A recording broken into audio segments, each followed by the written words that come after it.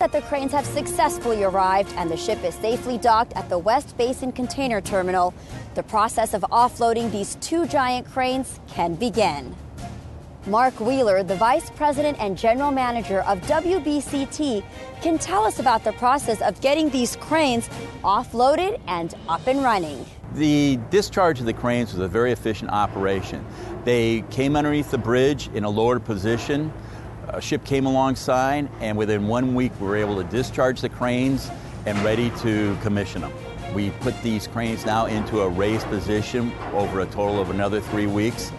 We will commission the cranes over the next 2 months, and this is just to make sure that they're all ready to go into production cycle. These cranes can outreach 22 wide, which is capable of handling the biggest ships in the Port of Los Angeles. The Port of LA has been a great partner to work with the acquisition of these cranes. They've been a great help in the permitting process, working with the port pilots. All the staff of the Port of LA made this a very easy project for us to get in and was completely seamless. With their two new cranes in place, the total number of Super Post-Panamax ship-to-shore cranes at WBCT is now 10, arming the West Basin facility with added muscle, which enables them to discharge more than one of the largest ships at a time.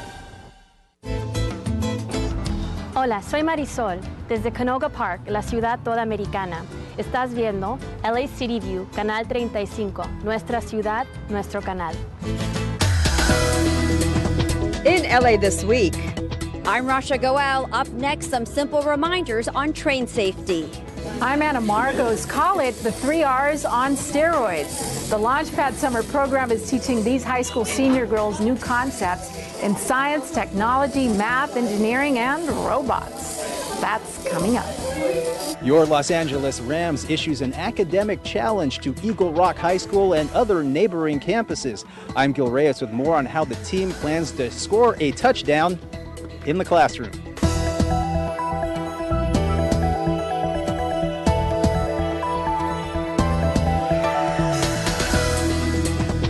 hello and welcome to LA This Week. Thanks for joining us. I'm Yana Kay.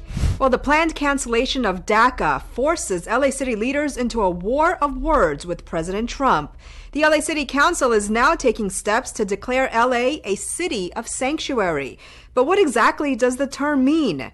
Gil Reyes reports on how the designation could affect us. A shakeup in immigration policy has fueled protests in downtown and also appears to be forcing LA City leaders to declare what they've avoided saying for years, that LA is a city of sanctuary for law-abiding undocumented immigrants. This statement is important for the 800,000 participants in DACA, for their families, and for the entire immigrant community. Councilmember Gil Cedillo and Council President Herb Wesson pushing for a City of Sanctuary resolution. It's in response to President Trump's decision to phase out DACA, or Deferred Action for Childhood Arrivals. For the past 5 years, DACA has protected undocumented immigrants who arrived in the U.S. as children from deportation. These kids, many of whom have since grown up, are collectively known as Dreamers. With the deportation of these Dreamers now a possibility, the LA City Council is playing the role of protector, attempting to pass a sanctuary city resolution, basically admitting that they will limit their cooperation with the federal government in terms of immigration enforcement. Now, the problem with the term sanctuary city, and the mayor will even agree to this, is that it varies from city to city. That's why LA City Council members are working on concrete rules to determine how exactly this will apply to Los Angeles. The city's legal experts recommend making LA an arrest-free zone for Dreamers. That includes providing them documents on the rights that they could present to federal agents should they show up at the door. Also, providing funding for legal help for undocumented immigrants who are detained. Cost of these services not determined yet. The city has also pledged to not use resources like LAPD to help the president enforce immigration policy. President Trump has threatened to strip federal funding from cities that don't help him. He gets up and he makes these claims. There is nothing that would put the city of LA at risk by us saying we're a city of sanctuary. So we've said that. So now, Mr. President, what are you going to do? City Council President Herb Wesson acknowledges he could be baiting the Trump administration into a legal battle, a fight that Wesson says the city and California would win, given states' rights under the Constitution. I'm Gil Reyes for LA This Week. A city resolution for sanctuary status could take weeks to complete. An ordinance with specific laws could take months. And city leaders aren't stopping there. They've also begun hammering out new proposals to increase immigrant protections and resources. Anna Marcos has more on the city's latest plans. The new push by the feds to end the American dream for a class of immigrants known as Dreamers has drawn new resistance from the immigrant community and city leaders. The passion at this meeting at City Hall by the Committee on Immigrant Affairs, Civil Rights and Equity was palpable. There is nothing nor no one who can stop what a mother will do to protect her child of all colors. This is shameful. This is a continuation that cannot be tolerated of the divisiveness that's been created by the Trump administration that began with their very first statements attacking immigrants. City leaders and supporters brainstormed ways to fight the attack on DACA, the immigrant policy which has allowed illegal immigrants who came here as minors, so-called Dreamers, to put off deportation. But soon those rights could be taken away. A good chunk of the 800,000 Dreamers live right here in L.A. If you're as angry as I am, please stand up and let your voice be heard.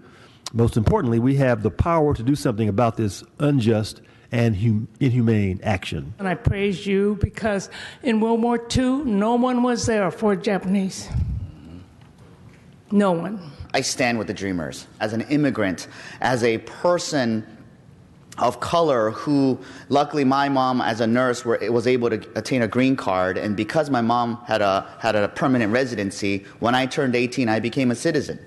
But I was this close to becoming undocumented. I could have been one of the Dreamers. City leaders hosted city immigrant advocate Peter Shea as they tried to hammer out a pro-immigrant policy. Their first response was, prevent my arrest. Some of the recommendations made at this meeting include stopping arrests of immigrants in the first place and then providing bail if they are arrested, because those who are detained are most likely to be deported. What I'm seeing here is the possibility of creating documents or letters for people from attorneys in good standing. If you then give this letter, this document, to the authority that is trying to hassle you, and that makes them go away, then we should do that. Recommendations also include an anti-discrimination law. These will now go to city departments to be made into policy. I'm Anna Marcos for LA This Week. Programs would be paid for with the city's recently created Justice Fund. Well, turning now to a day we will never forget as LA's first responders come together to honor the victims and those who made the ultimate sacrifice 16 years ago. Rasha Goel takes us to the ceremony.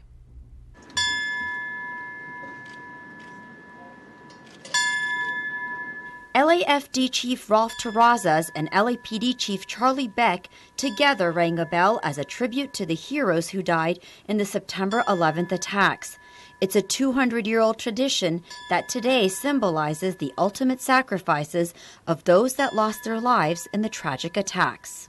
And when a firefighter had died in the line of duty, paying the ultimate sacrifice, it was the mournful toll of the bell that solemnly announced the comrade's passing. The Los Angeles Fire Department held its annual remembrance ceremony at the Frank Hodgkin Memorial Training Center, honoring the nearly 3,000 people and 400 first responders that were killed. 9/11 is described as one of those where were you moments in our nation's history. We all remember where we were.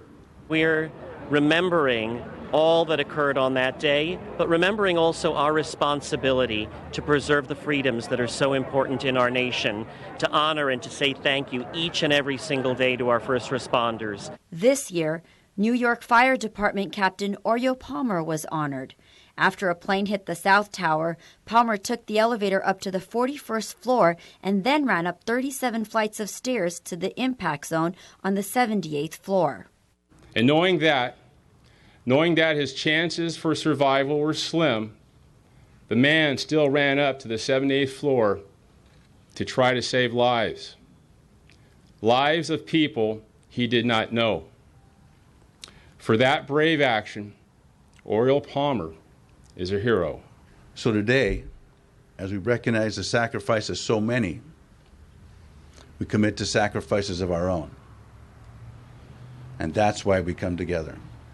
That's why we're here. It's a time to not only reflect on the memories, but to also honor those who protect us in the present. It's about thanking those who are with us today, who is ready on any moment's notice to risk their lives to help others.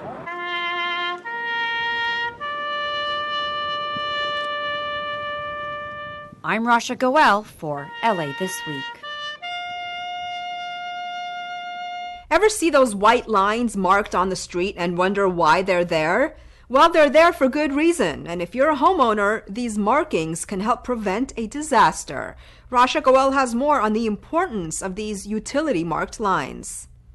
Yana, I'm in Woodland Hills, and what you see behind me is a home that was damaged in a fire explosion just a few months ago. Now, this all happened after a contracted plumber accidentally hit a gas line.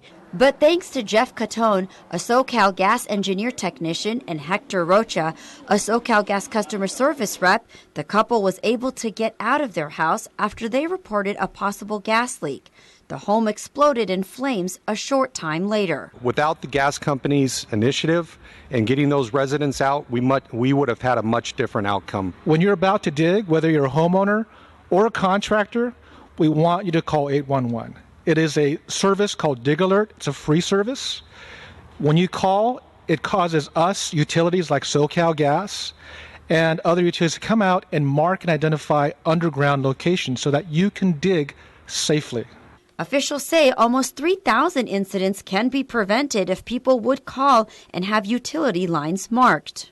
You have to remember, things as shallow as a fence post or a fence or a mailbox could be just deep enough to where you could hit a natural gas line or an electrical utility. One call is all it takes to save your home and life. In Woodland Hills, I'm Rasha Goel for LA This Week. 811 is a national phone number designated by the FCC.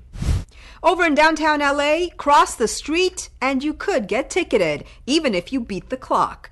A vague traffic signal law has led to thousands of citations over the years. As Gil Reyes reports, local leaders want to clear the confusion by changing the law. Not a problem. Let me see your identification, please. I'm trying to explain things to you. If you don't want to hear it, it's not a problem for me. This jaywalking stop in downtown Los Angeles caused an uproar a couple years back. Many people calling this incident unfair. College student Eduardo Lopez was fined $200 for beginning to cross the street when the light's countdown clock had already started. A year later, another pedestrian, Samuel Chu, was ticketed by a downtown officer for the same reason. He was actually on his motorcycle sitting there, and he was waiting for me to get to the other side. And I made it before the countdown had ended, and he just looked at me and pulled me aside and said that I'm going to cite you. That's because even if you make the light, it's illegal to begin crossing the street after the blinking hand and countdown appear. That is the rule in California. But Assemblyman Miguel Santiago wants to change that rule. He's co-authored a measure that would make crossing okay as long as you've made it fully across the street by the time the countdown ends. Councilmember Jose Huizar supports it. And you be the judge. The person crossing the street needs to be the judge. Can I make it in 10 seconds? Can I make it in 3 seconds? That's going to be the law, and it's going to be very clear. So they won't get cited simply for crossing the street. This is going to be very important for dense areas like downtown LA, but also citywide, where more and more people are walking and bicycling to work. In downtown Los Angeles, I'm Gil Reyes for LA This Week. The bill was introduced after Councilmember Huizar authored a city resolution calling on the state to update its traffic laws.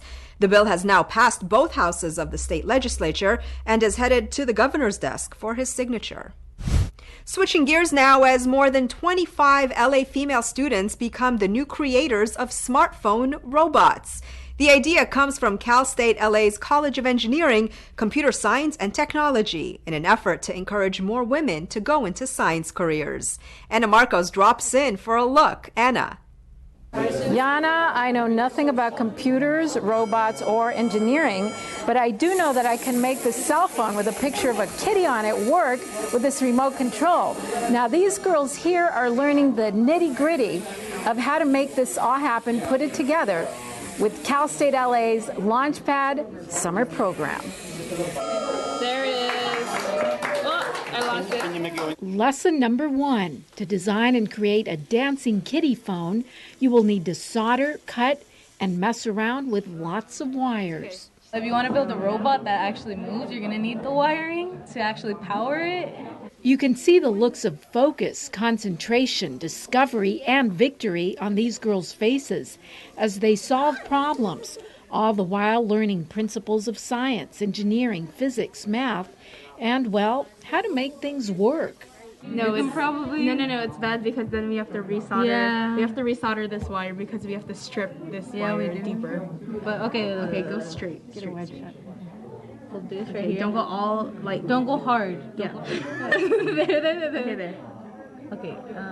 What they're designing now, it might be something that they're going to create a heart and that you could, through your phone, pump your heart. I mean, who knows? Cal State LA runs the Launchpad Summer Program for girls entering their senior year of high school.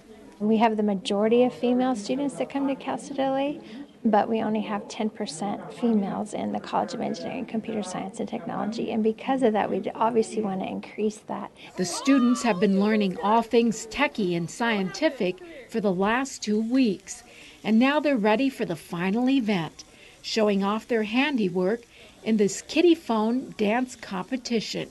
Already, the STEM experience has changed hearts and minds. Knowing that technology is advancing, I was like, you know what, engineering is also something that I want to be part of. The Launchpad program just might get these new innovators to make a career switch as they prepare to enter college next year. I'm Anna Marcos for LA This Week. The students came from 10 different local high schools. Well, if you ride the bus or train, you probably spend most of your time on your phone listening to music or reading. It's easy to get distracted and lose sight of things happening around you, which could lead to an accident. But as Rasha Goel explains, Metro officials are hoping a new safety campaign will help commuters get back on the right track. I'm at Union Station, where Metro officials are passing out information regarding rail safety. Now, September is Rail Safety Month, and we often get so comfortable with riding buses and trains that we forget some of the simplest rules. They're here to remind us. 18 pop-up safety events will be held at rail stations and community events through the month of September to provide the public with information on rail safety. Just making sure that when people are riding our trains or on our platforms that they're aware, they know what's happening, and that safety is number one for their concern and our concern. Officials say with new rail lines opening up, they want to remind passengers about practicing safe behavior around Metro trains. And some top priority issues are people waiting behind the yellow strip on the platform, so staying behind that yellow line. A lot of, I think, with where we're at today with technology, everyone's texting, looking down on their phones, not paying attention, so making sure that they're alert, as well as even earphones. A lot of people don't realize our trains are very quiet, and so with that, we always ask people, remove your headphones, kind of be alert with what's happening around you. And while passengers may be running in and out of stations, they did have a few minutes to stop and get the details. I love it. I think it's a great idea, okay, because people need it. They need to be informed. As an everyday rider, I do see some people who try to catch up to the train by either crossing, the rail guards that come down or trying to get a little bit closer to the edge. So I think it's very important for them to promote this kind of issue. As promoted through the campaign, don't forget, safety begins with you. From Union Station, I'm Rasha Goel for LA This Week. Metro officials say with new lines opening up, it is especially crucial to remind passengers about train safety. What if dreams of playing professional sports don't pan out? One former NFL player shares his story, and as Gil Reyes reports, he also issues a challenge to 4 high school teams with prize money at stake. Go! Go! Go! Say go! Go! Go! Give me 1 clap. Give me 2 claps. The Eagle Rock High School football team gets pumped for a visit from a local hero. Former Green Bay Packer Jonathan Franklin was a star running back at LA's Dorsey High School, UCLA, and he also played 1 pro season with the Packers until a spinal contusion ended his NFL career 3 years ago. I was doing so well. I had my dream. I had everything. And it was taken away from me. But thank God I was blessed to focus on my education. And when my career ended, I had something else to bounce back on. That was my degree. Franklin now works community outreach for the Los Angeles Rams. His job today? To announce an academic competition to football teams from Eagle Rock, Crenshaw, Fairfax, and San Fernando high schools. Now, at the end of the season, each team's GPA will be calculated, and the team with the highest grade point average will then receive a $2,500 grant, courtesy of the Rams, to receive new football equipment, plus tickets to a free Rams home game. Really educate these kids and help them understand the power of academics and how far it could take them in life beyond just a sport. To be able to focus on something else other than winning football games, whether it's academics or building their character, I think it's really important to address. I think it's great of the Rams to think of it and approach it in this way. Eagle Rock coach Andy Moran says the winningest teams he's ever coached were also the highest achievers in the classroom, so the two are connected. Principal Mylene Kipe agrees. It's education and athletics together. We can't have athletes who are not eligible. We can't have athletes who only focus on the field and not on education. Wide receiver Darius Doherty is a team captain in the challenge. He says he'll motivate Eagle Rock to hit hard and hit the books this season. I got people's phone numbers. I'm going to text you like, man, you do your homework tonight. You know, we got grade day tomorrow, man. If football doesn't work, then I would like to go to Channel Islands. I know that for sure because they have a good business program, and that's something I'd like to pursue in my life. Sounds like a winning game plan. From Eagle Rock High School, I'm Gil Reyes for LA This Week.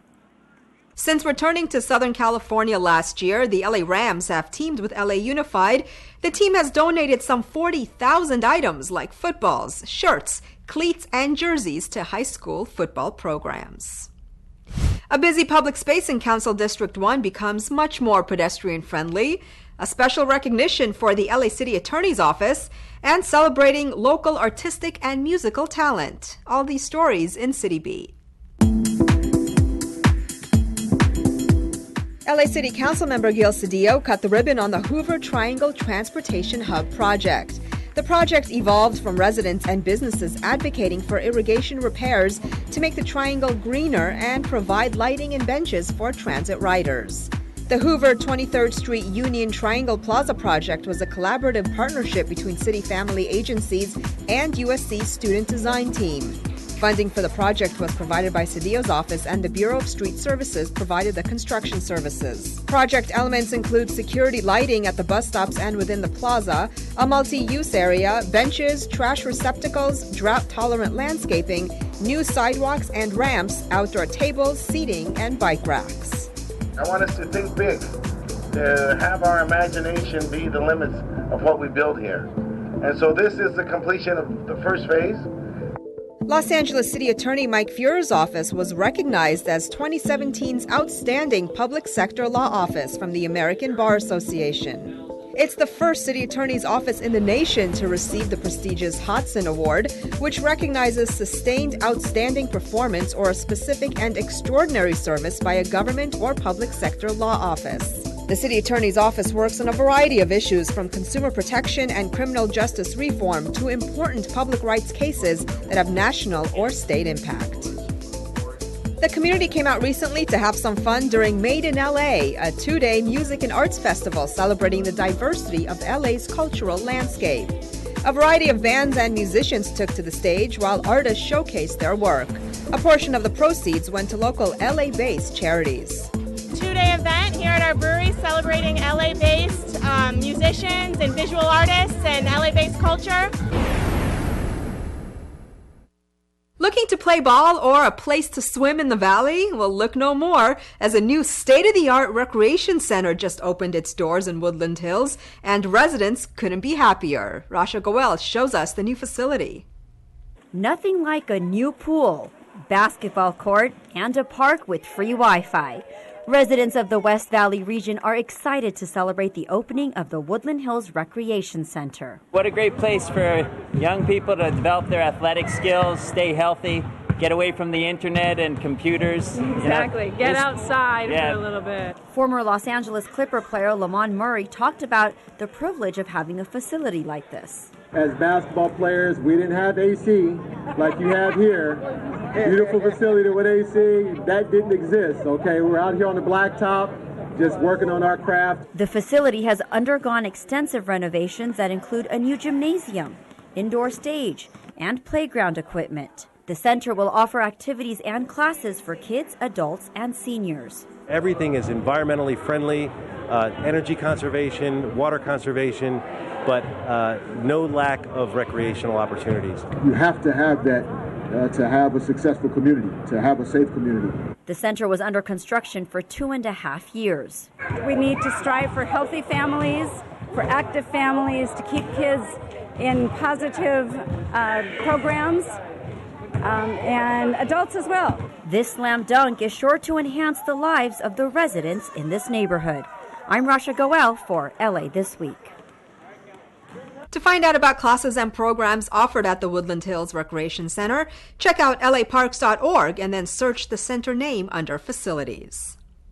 Well, gather with friends and neighbors for a West Side block party or head over to Abbot Kinney for an eclectic street festival. And there's plenty to see and do in the valley, too, during the Reseda Rising Art Walk. All this in this week's Things to Do.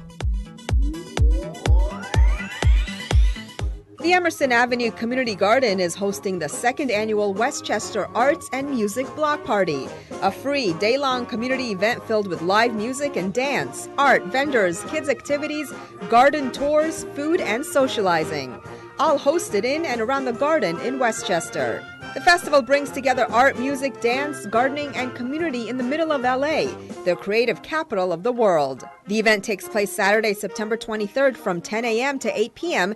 at Emerson Avenue between West 80th Street and West 80th Place in Westchester. Now in its 33rd year, the Abbot Kinney Festival takes place along a mile-long stretch of the world-famous Abbot Kinney Boulevard in Venice, arguably the coolest block in America.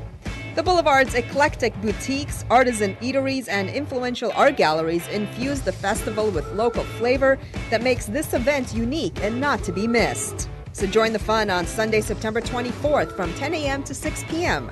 For more, visit abbotkinney.org.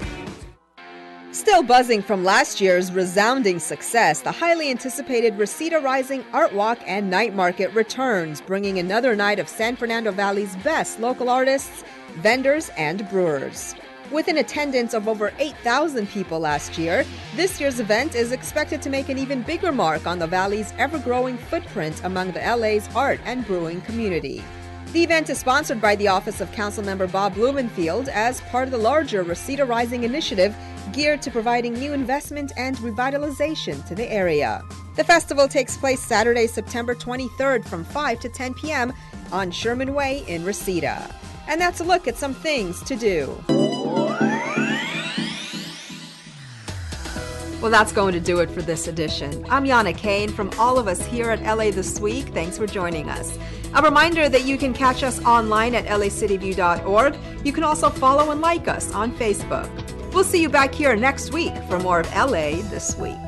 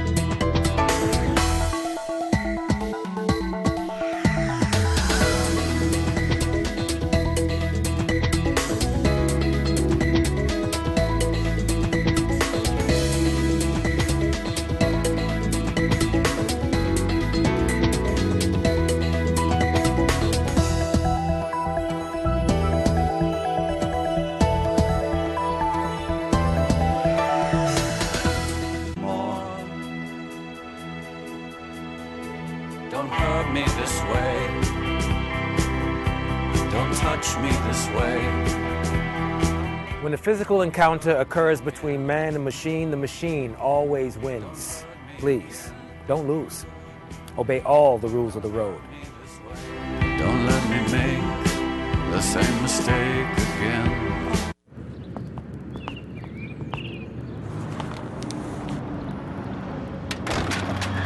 Illegal dumping? Call 311, the toll-free number for non-emergency services. 311, your one call to City Hall.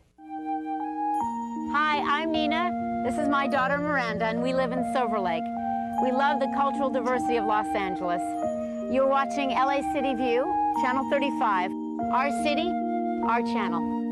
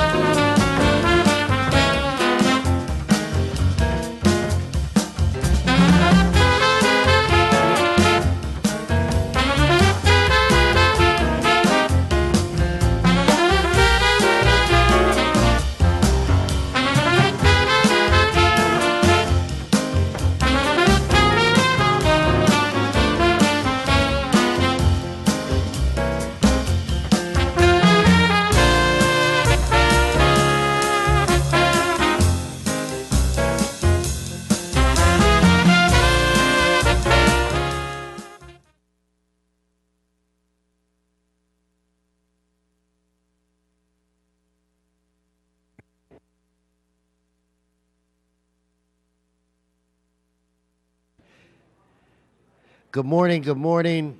If I can ask everyone to please take their seats. Shh. If I could ask everyone to please take their seats. Mr. Clerk, we do have a quorum. If you could please call the roll.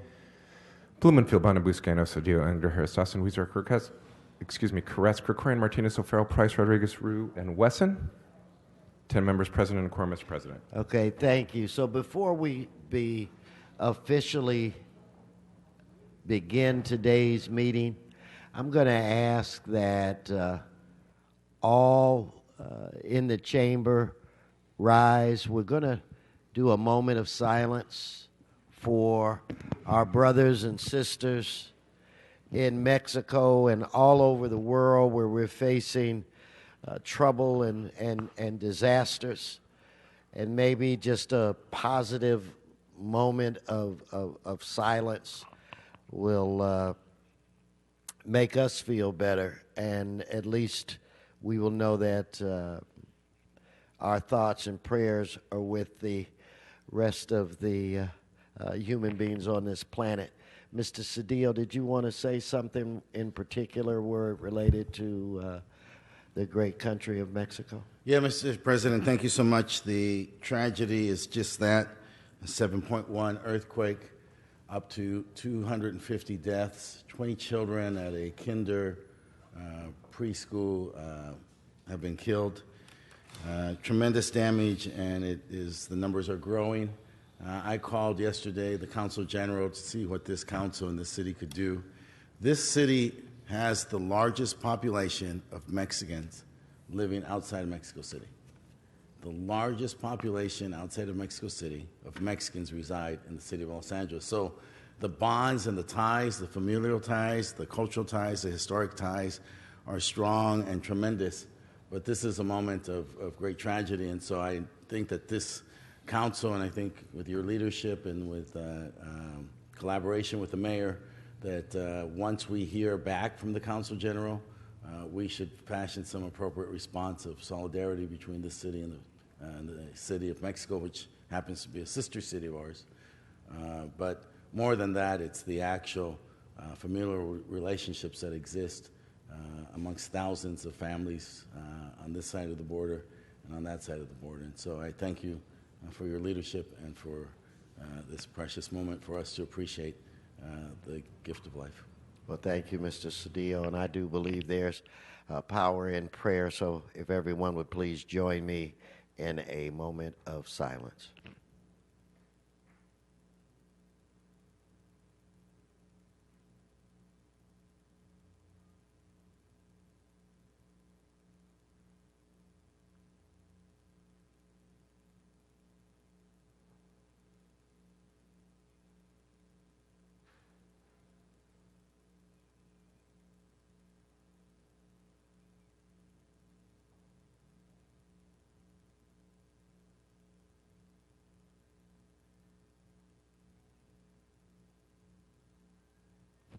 Thank you. You may be seated.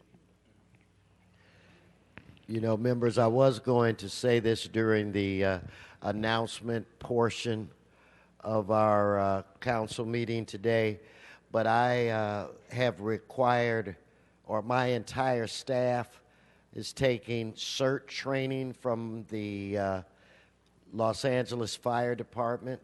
We are in our second week of a 7 weeks training session. I do think that we have a responsibility to lead by example. So the entire staff, myself included, about an hour and 45 minutes a week for 7 weeks. We've also opened up our class to members from the community.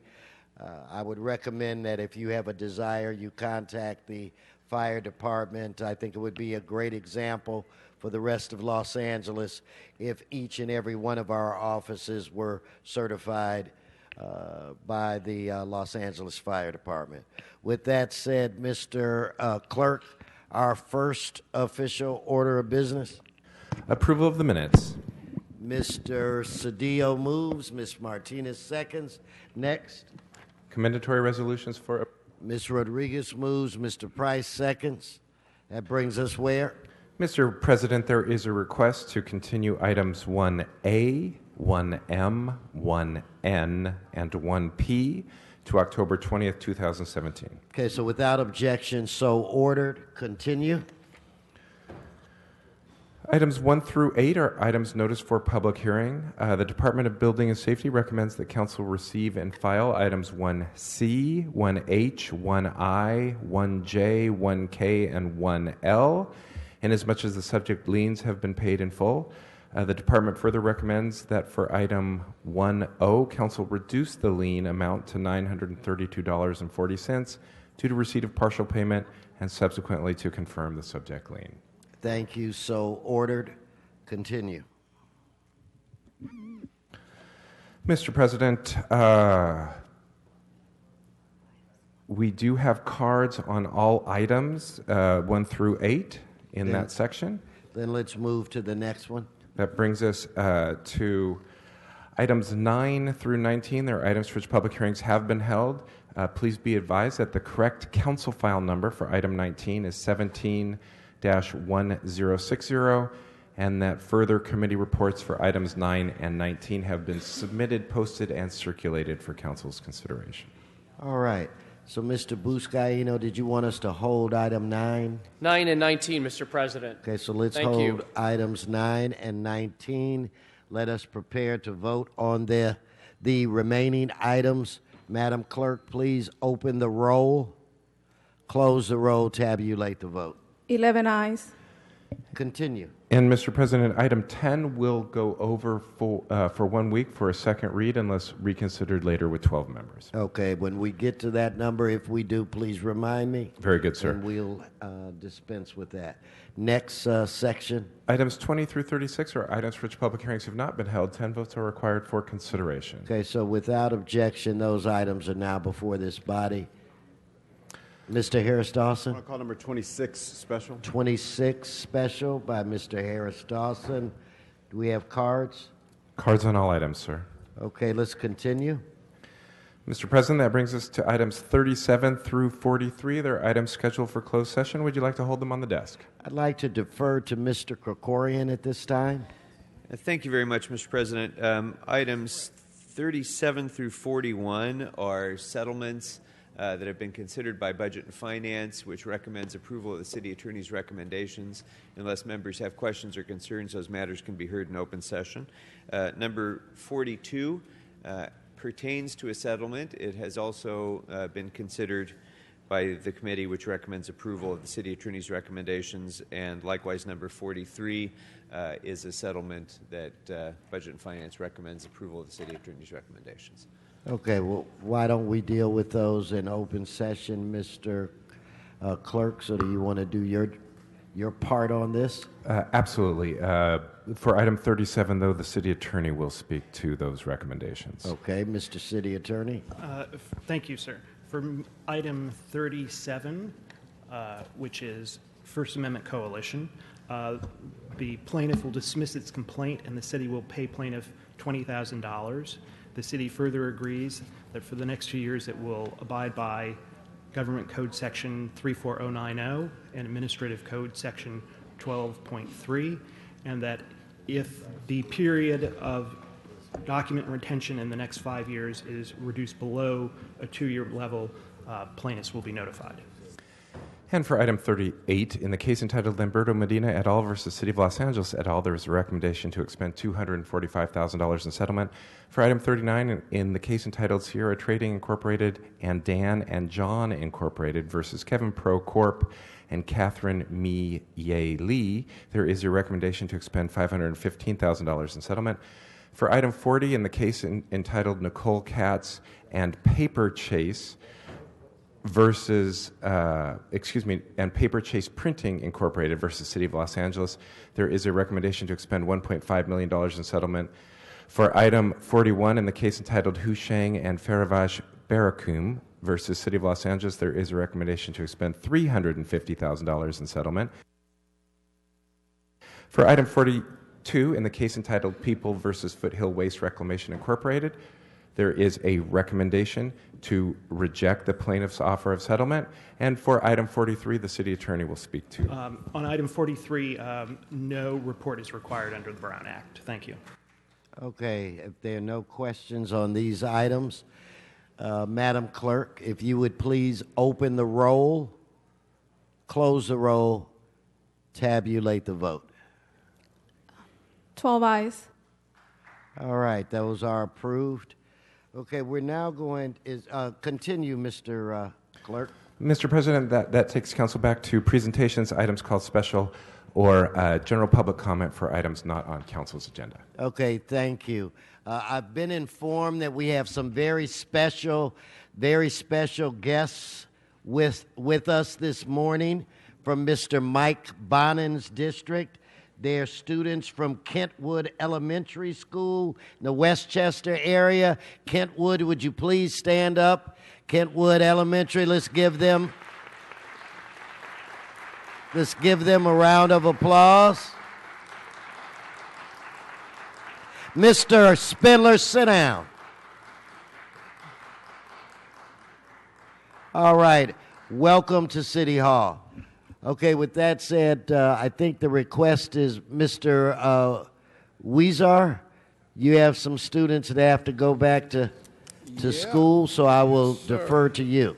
Thank you.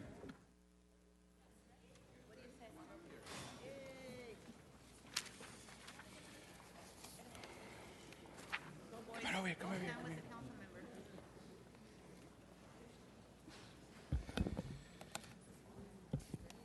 Thank you very much, Mr. President, and it gives me great pleasure to present in council chambers our City of Los Angeles minor division champions, the Pekin All-Stars, who proudly represent Boyle Heights with great pride. Congratulations, boys.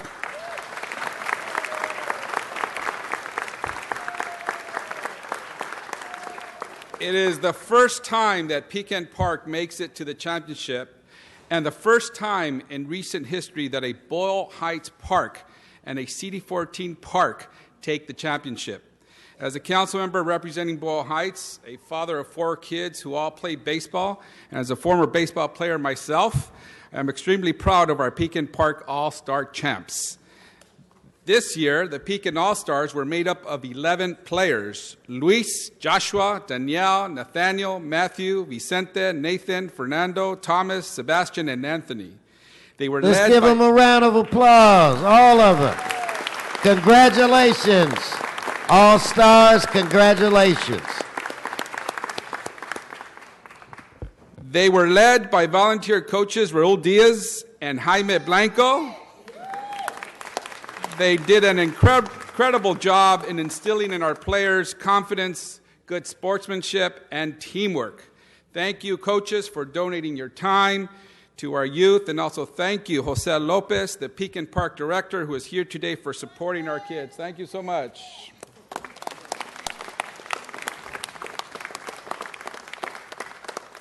Our 11 All-Stars did an incredible job in defeating their opponents.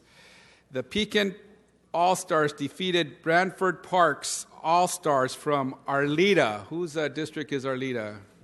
Oh, there you go. Sorry. Okay. Sorry, Miss Martinez. Okay. It was an exciting championship game and showed real teamwork when the youngest on the team, Sebastian, put down a great bunt with 2 men on base with 2 outs. Nathaniel followed up by hitting a home run, leading the team to an 8-3 victory to claim the championship. And Mr. President, you as someone who has coached know that feeling when your team comes through for you. And leading up to the championship game, the Pekin All-Stars were down 7-0 to Cypress Park, and Pekin All-Stars pulled off an incredible comeback to win 16-15 in a 2 hours and 45-minute game. For being under pressure, the Pekin All-Stars showed perseverance, hard work, good sportsmanship, and team spirit. They are great role models for other kids in Boyle Heights and throughout the city to never give up and always to continue to work together as a team even when things don't look so good. Our champions could not have made it without their coaches' support, but also without the support of the entire community of their parents, family, and friends. thank you to the parents here today for allowing your kids to miss an hour from school. Is that okay, kids? Yeah? It just shows the support that you have for your kids, and not only today, but throughout the season. Thank you also to the community members here today who really supported Pekin All-Stars in not only the championship, but also the games and practices all season long. Great things happen when there is a united community behind us and supporting our most valued treasure in our community, our young people. And now I would turn it over to Jose Lopez, the Pekin Park Director, who will share a few words. In fact, let's give Mr. Lopez and his squad another round of applause. And Mr. Lopez, before you start, I have a feeling that in the few minutes that you've been here, that I have identified your #1 fan for Pekin Park. So if somebody could please introduce the young lady in the yellow blouse that's taking photographs. Who is she? That's one of the parents, that Margarita Amador, that been with us. Let's for give many her years. a round of applause. It takes a village to raise these children, and it takes moms just like her. Welcome, sir. Well, I'd like to, first of all, start by thanking Councilman Huizar for recognizing the kids and the coaches for our minor division champs. Thank you very much, Councilman Huizar, and thank you, Council Chamber here, for recognizing and inviting us. With that, I'd like to turn it into Coach Jaime and Rulis. A few words. Please come forward. Give them a round of applause. Coaches. Come stand next to me. We just want to thank the City of LA for putting such a tournament together. It was a wonderful experience to take our kids traveling to different parts of LA, to being exposed to different communities. It's something that's very important that should continue going on in the City of LA, and I would like to request that every championship team from this point forward, that we recognize them here in City Chamber, City Commerce, City Hall. Council. But I want to thank you guys. Thank you, Parks and Recs. Thank you guys for your hard work, councilmen and councilwomen.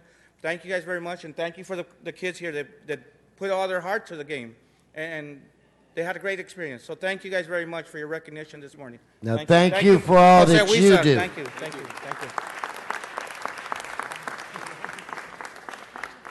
So on behalf of the City Council, including Councilwoman Martinez's district, we want to congratulate you. She's purposely not listening, huh? Okay. And I played at Evergreen Park. You guys know where Evergreen Park is? We could never beat Pekin when I was playing at Evergreen Park. But congratulations to the Los Angeles Minor Division champions, the Pekin All-Stars.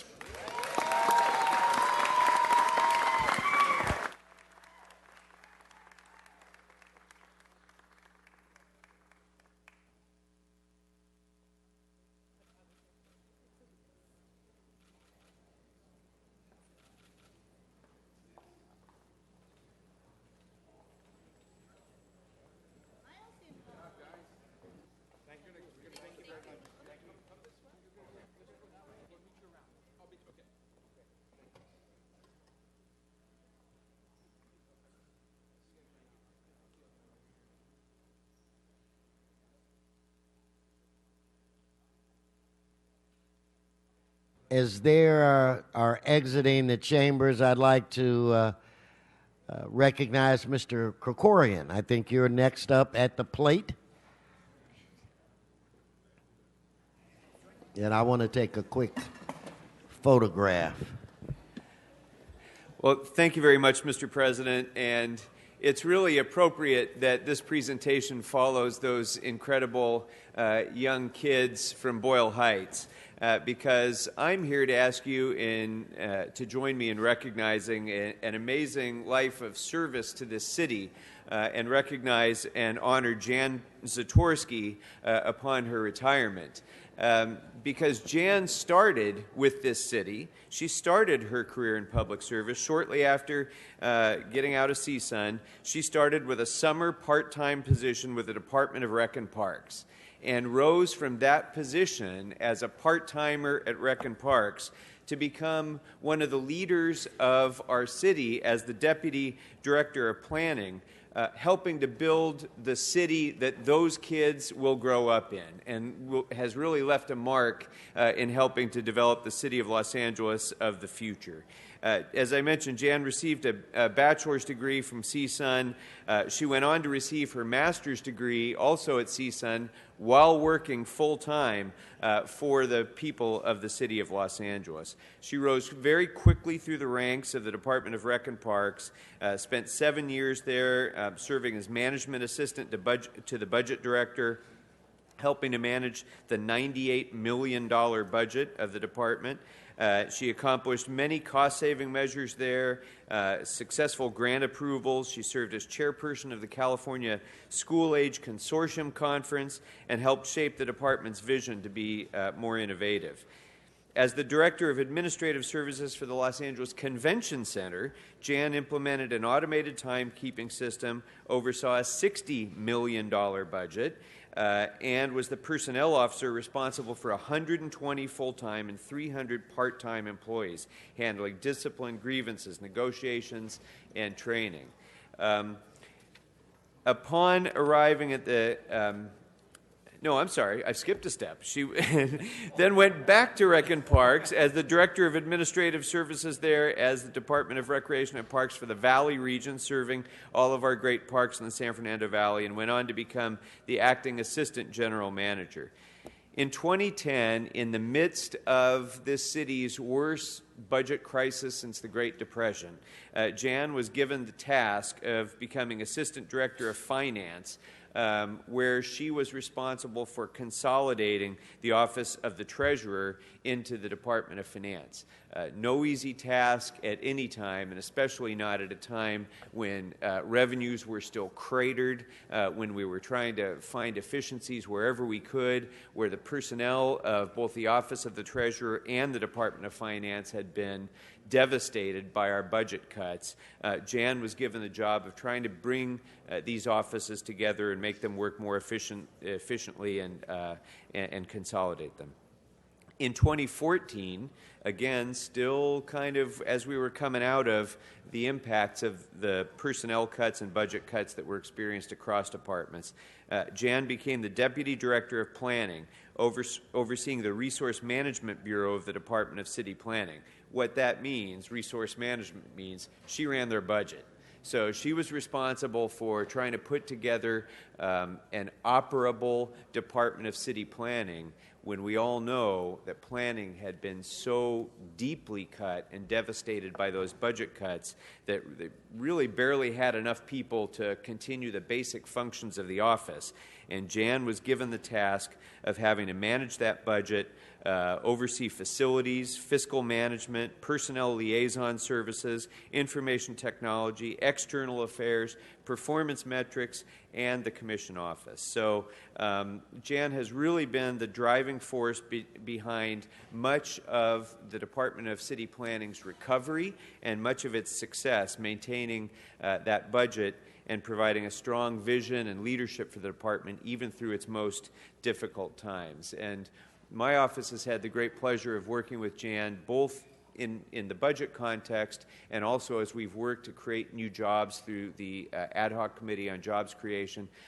Jan has been instrumental in helping us to set a course for the Department of Planning as well, to make this city a better place to do business in as well. So it gives me great pleasure to be able to recognize the service of Jan, but it also gives me great sadness to have to recognize her retirement because after 33 years, I don't know quite how we'll get by without her, but certainly she has very much earned our recognition on behalf of the people of the city of Los Angeles. So before I bring up Vince Bertoni, please give Jan Zatorsky a big hand for 33 years of great service. And let me recognize the General Manager of the Department of City Planning, Vince Bertoni. Thank you very much. Vince, what's happening? We can't afford to lose good people. You couldn't talk her out of this? We hired you specifically to ensure that we could keep all of the good ones. It's tough. The beach in Ventura was just too luring for her, let me just tell you. And Thank you, Councilmember Krikorian. Thank you, Council President Weston and members of the City Council. You know, I'm going to be brief because even if I spent 5,000 or 10,000 words, it wouldn't be enough to describe Jan and everything she's done for this city. And, you know, we're really here to show our respect and admiration for her. You've seen her a lot in the budget process, but Councilmember Krikorian has really gone through what she's really done. Take your time. All right. When the times were really lean in this department, we had lean times, yet great needs happening at the same time. We were recovering from a budget. We were recovering from a tough economy while the growth was happening. Jan really kept this department together more than anybody else, I got to say. She was the glue that kept this department together.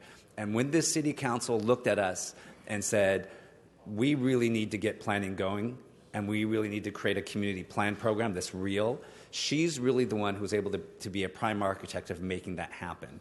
And so I can't understate, you know, really, or can't overstate, if you will, what she's done for this department and what she's going to be doing in helping the city of Los Angeles. And you're going to be seeing her hard work coming to fruition over the next few years as you see this new wave of city planners getting hired as they come on board and update our community plans and all the other important work that we do in this department. You know, Jan has just the right qualities as someone who's an outstanding head of administration. She's hardworking. She's conscientious.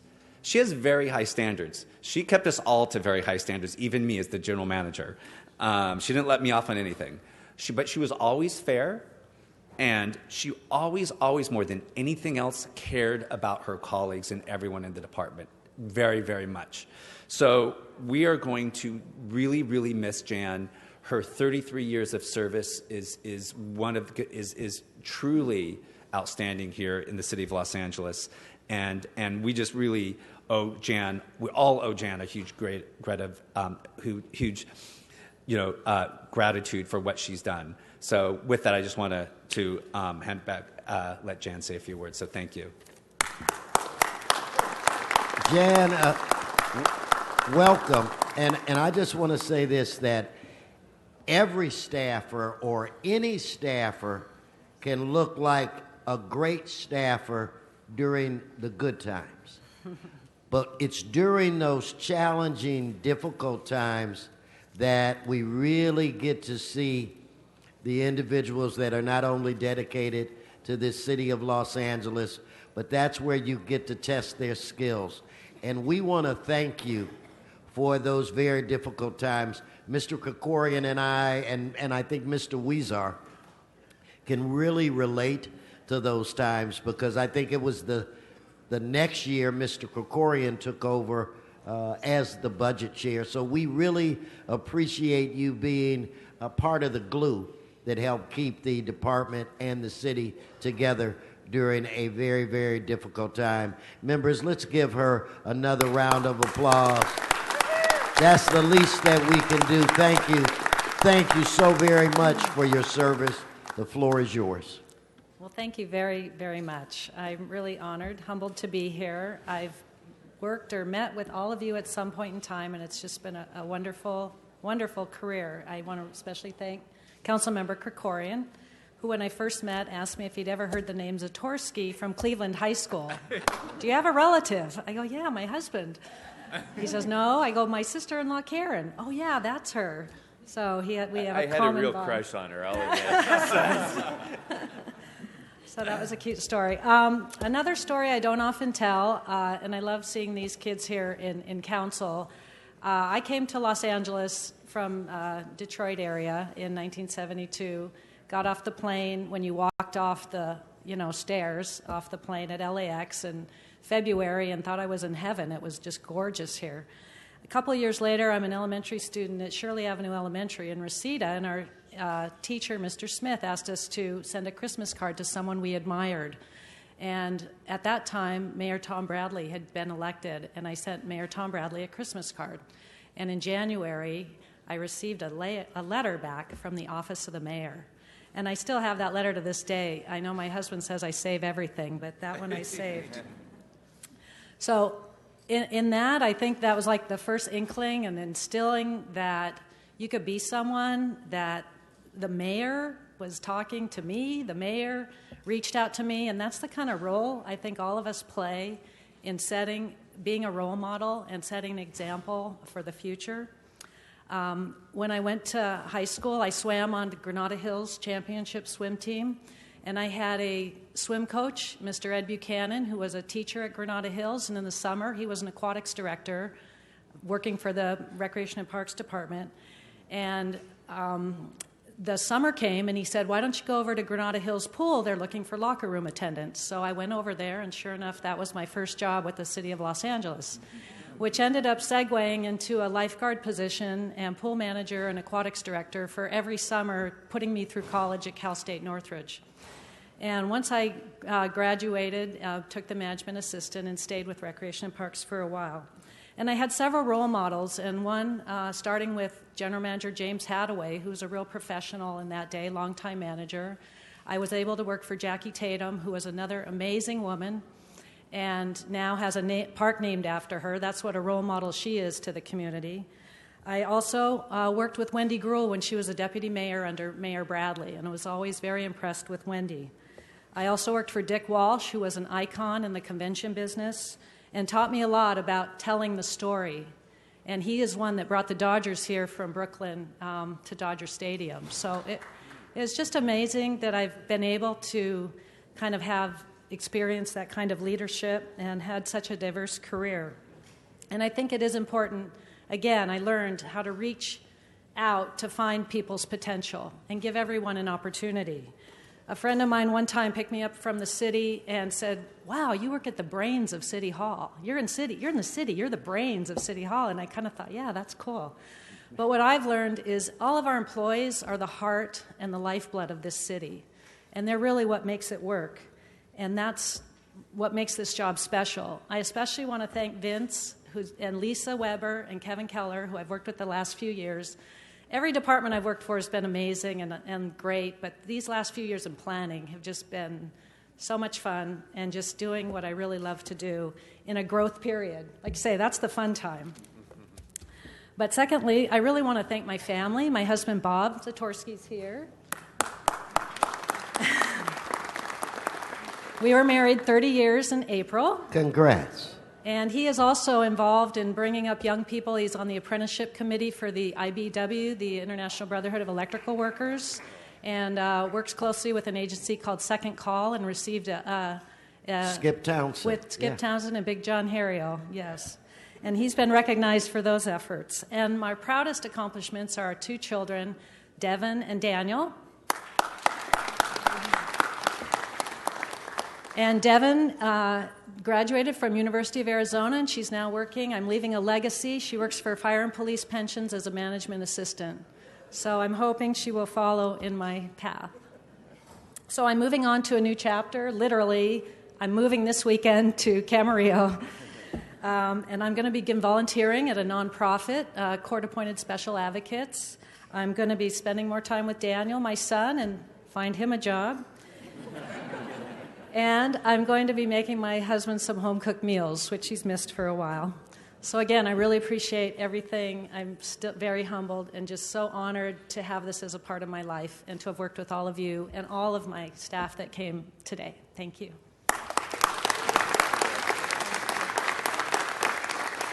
Mr. Krikorian, I have some bad news for Jan.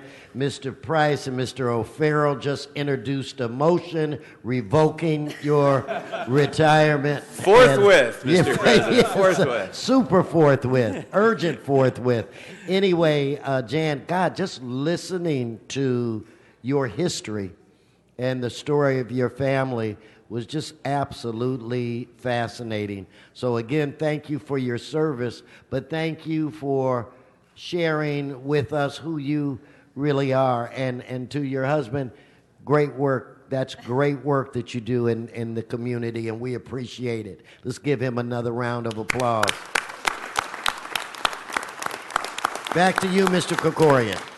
Well, thank you, Mr. President. I just also want to note in closing that it's a great indication of Jan's leadership and her personality that so many of the men and women of the Department of City Planning and others who are here joining here her here to support her and to bid her farewell. So let's give all of them a hand as well for coming out.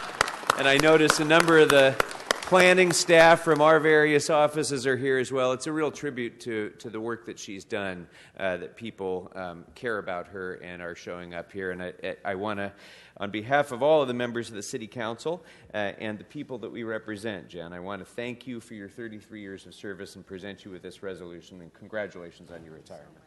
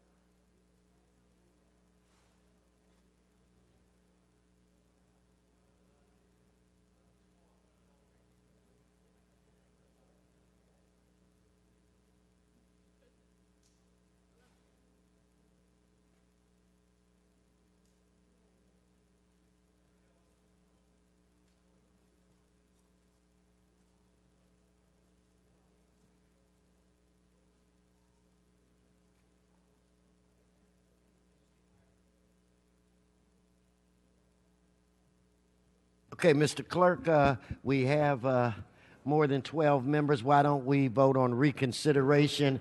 Was that item 10? You're correct, sir. Okay, members, we're voting for reconsideration. Let's open the roll.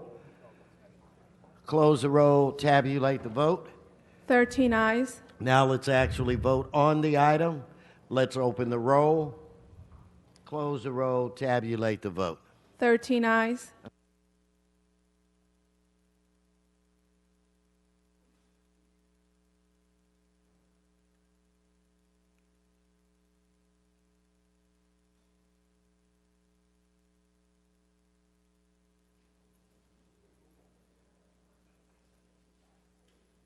Okay, what we're going to do, we're going to move to item 9, Mr. Buscaino, and we have satisfied the public hearing in this case, but I'm going to open it up for 3 minutes. But if we can call up our commissioner-to-be, and then Appreciate that, you Mr. kick President. it off, and then I'll call up, well, like I said, we will reopen public comment for 3 minutes. I appreciate you doing that, Mr. President, because I know you understand today, colleagues, this is a special moment for not only our Port of Los Angeles, but also for our Wilmington community.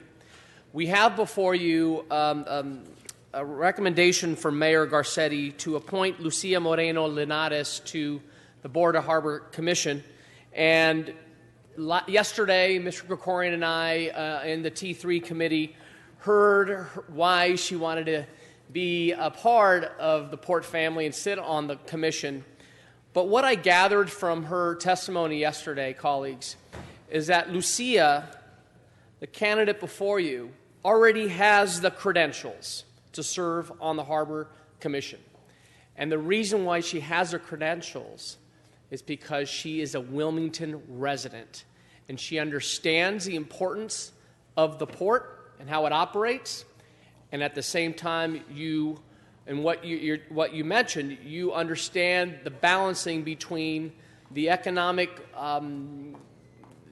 how the port is an economic driver for this region, for this country, but also to ensuring that the port is a good neighbor. And I'm excited about this. In fact, thanks to Mr. Garcetti and our mayor, that it's been almost 25 years till we had a commissioner from the Wilmington community. And the Moreno family is a rock star family, comes from an amazing background. She's joined here by her friends, her family, the Wilmington Rotary.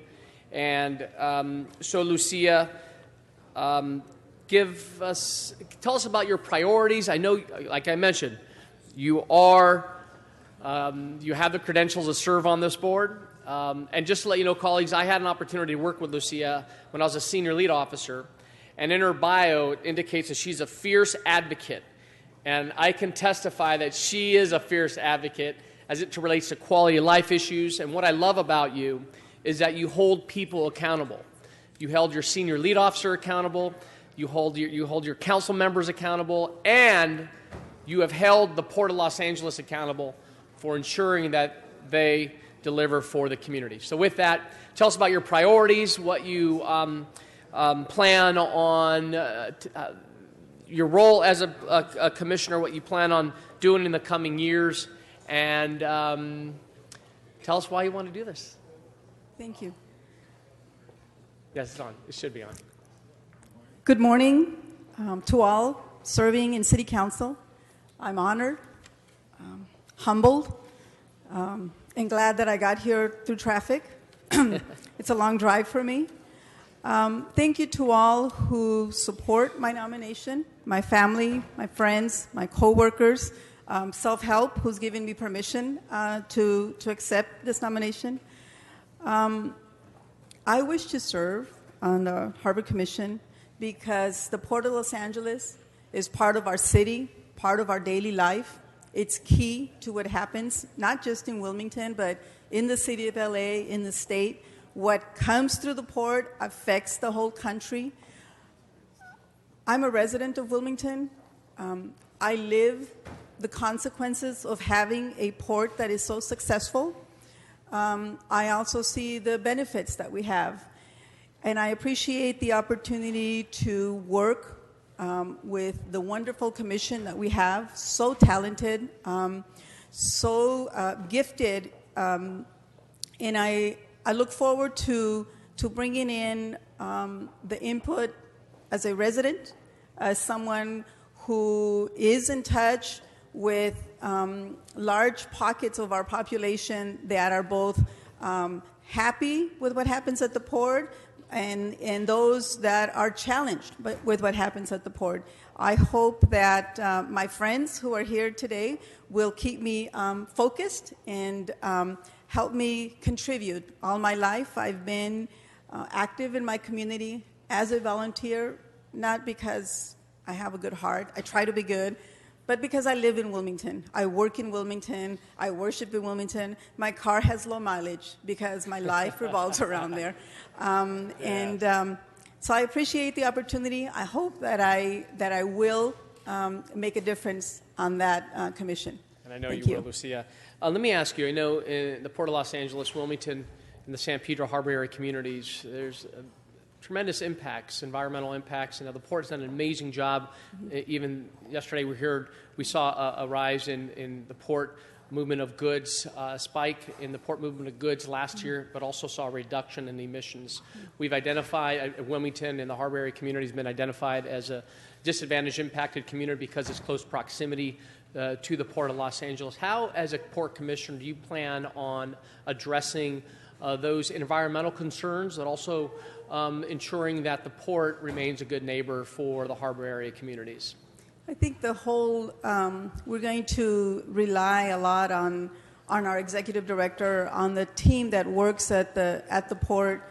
The commission has guidelines. Our mayor has given us guidelines. We have agreements with our neighboring port, all working together to improve the quality of life, certainly the air, and put into place processes that, from my perspective, not only improve the air, but where we bring in that balance. And so we continue to grow, we continue to create jobs, and find a way to work both of them. We have to take care of those truck drivers, those small company owners that depend on the port for their livelihood, but that may find a hardship as we try to pass rules and regulations that benefit all by having cleaner air. You can't leave behind those people that depend on the port for their livelihood. And so it's a delicate balance. There is no simple answer for that. I plan to do my part to listen and push that we all get included in that conversation. Absolutely. And I do, again, want to recognize Mayor Garcetti. Now, you will continue to be the third resident sitting on the Harbor Commission, and I know that's a priority of the mayor to have local representation. And again, you have the forthright, you have the experience by being a Wilmington community member. Lastly, we at this council here on my desk, it's important that we push for waterfront development, visit the Los Angeles waterfront. And I've heard your advocacy of moving forward on the Wilmington waterfront project. They're about to land the design phase and finish the design phase of the Wilmington waterfront on the San Pedro side. We're moving with the infrastructure. The community investment plan, $100 million over the course of the next 10 years, is going to benefit both of our communities. Tell me a little about your thoughts on commercial development along the San Pedro and Wilmington waterfront.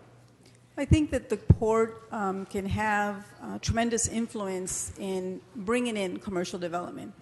I think that has not necessarily been or is the main duty of the port. I mean, it has bigger projects. However, the port is right there in our community. And so what happens at the port affects us all. And so if it can use its influence, its team of people to bring in commercial development, to create appropriate spaces where the rest of the community not involved directly with work at the port, but when we have restaurants and stores that sell art and tools and so forth, when all of these, not just at the port, but even the streets leading up to the port, when all of those are encouraged, the whole community benefits from that. And I certainly hope that the port will use its whole team to help bring that, to help it continue to grow. We know that it can. So you support retail dining entertainment along the LA waterfront? Absolutely. I like to eat near home. Yeah. That's what I like to hear. Okay, Mr. President, I know we have a few speakers. I want to call. It was a love fest in T3, just for the record. That's good to know. Yes. We love. So let me get Victor Ibarra, Cecilia Moreno, Sergio Carrillo. Please come forward. 1 minute each. Thank you. Yes, sir. Good morning, Council President, members of the City Council, and other dignitaries. My name is Victor Ibarra, and I am here on behalf of Democratic Caucus Chairman, Assemblymember Mike Gibson. We wish to express our full support for Lucia Moreno Linares as Harbor Commissioner to the Port of Los Angeles. As a current business commissioner for the 64th Assembly District, Lucia has demonstrated commitment, dedication, and selfless service above South. For this reason and many more, we wish to express our full support of this appointment. Thank you for your time. Thank you. Mr. Herman, you're not part of this presentation, so don't harass these people. You do it again, I'm going to ask you to leave. Yes. Just for the record, Mr. President, Mr. Herman he's been continuously gesticulating throughout this entire thing in an attempt to distract us. The next time he'll be removed. Yes, identify yourself. Yes. Good morning, Cecilia Moreno, resident. I just happen to be her sister. I'm joined by our mother, our sister, our aunt, my niece, and Lucia's husband. On behalf of the family, we want to thank the mayor. We want to thank the commission for this appointment. The mayor could not have chosen the most better person for this job, just like you heard her speak. We just wanted the rest of the city to know she is supported by her entire family. I have many sisters that are teachers, so they're at school right now educating our children in the city of LA and Long Beach, so they could not be here. But Lucia, you're supported by our family, and we thank the board for taking this nomination and getting her to work. Thank you. Thank you, guys. The rest of the family is here in spirit. Okay, Mr. Carrillo, right? Yes. Mr. President, members of the council, my name is Sergio Carrillo, and I'm here as representing the Rotary Club of Wilmington, of which Lucia is a member of. Lucia lives the Rotary model of service above self every day. Our theme this year is making a difference, and every single day of her life, she's making a difference in our community. As a community leader, as a businesswoman with a nonprofit credit union, serving the underserved community of Wilmington, she's doing an amazing job. But the real reason we're here, Mr. President, members of the council, is that we're excited that we have a Wilmington resident serving on the commission. Although the charter calls for a local resident, since 1993, we haven't had a Wilmington resident. We've only had residents from San Pedro. And the last person that served was removed after a year for speaking up. Lucia understands our Wilmington community. She understands the impacts that this huge economic engine has on our community and the area, but sometimes we in the community choke on the engine. And so to have someone there who understands our community and our impact is great. Thank you so much. Thank you. Okay, with that said, Mr. Buscaino. Thank you, Mr. President. I do want to recognize the President of the Board of Harbor Commission, Ambassador Vilma Martinez, who's here and spoke in support as well. Thank you, Ambassador, for your presence and support of this nominee. Okay, members, or Madam Clerk, would you please open the roll, close the roll, tabulate the vote. 13 ayes. Forthwith. Congratulations. Thank you.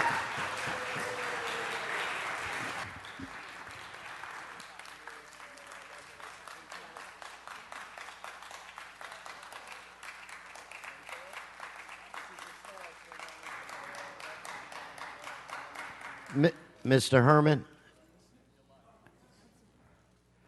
Okay, I'm going to take some general public comment now. Ms. Richardson, are you here? Jacqueline Richardson, please come forward.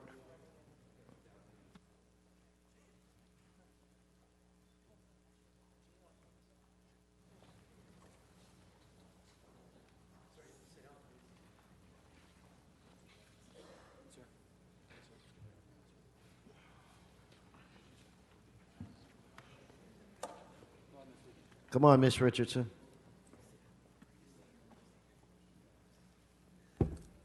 The white people know about this. When I first heard it, I didn't believe it. You might not believe it, but the white people know about it. And you probably heard some rumors about it, and it sounded so ridiculous that you didn't believe it either. I'm just going to give you a brief statement. There's a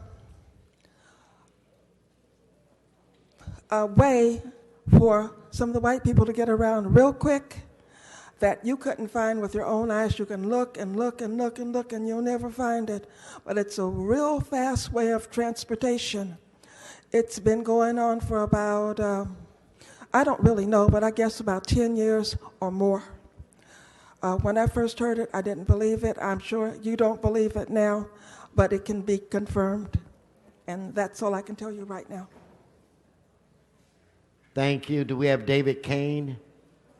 David Kane, please come forward.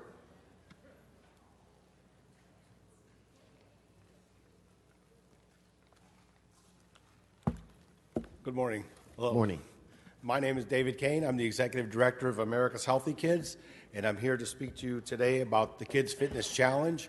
Over the last few years, 17 months to be exact, we've had 30 events throughout Los Angeles, and I saw the mayor saying that he wanted to bring free fitness programs to children. Well, I'm your man. The Kids Fitness Challenge is designed as a giant obstacle course, and it works really, really well. Kids taking the challenge run between 1 and 5 miles a day every time they take this challenge. We want to bring this to every Parks and Rec, every school, with the ultimate goal of having a center in each one of your districts. Mr. Blumenfeld, who I have never met, was kind enough to support our event at Shirley Avenue Elementary School. Mr. O'Farrell here has been an eyewitness to our event in Hollywood, and I would very much like to come back and have a full presentation for you about what we do, the effects of how well it works, and the fact that you have a $94 million budget when you have kids overweight. We got to change it. Thank you, I have Mr. some Kane. Programs for you. Thank you for all that you do. Thank you, sir. Let's go to Mr. Previn. Can I get Mr. Previn on my screen? Eric Previn.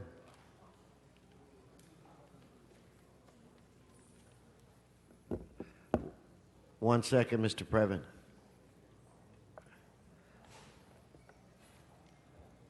Okay, Mr. Previn, I have items 1B, 1C, 1D, E, F, H, I,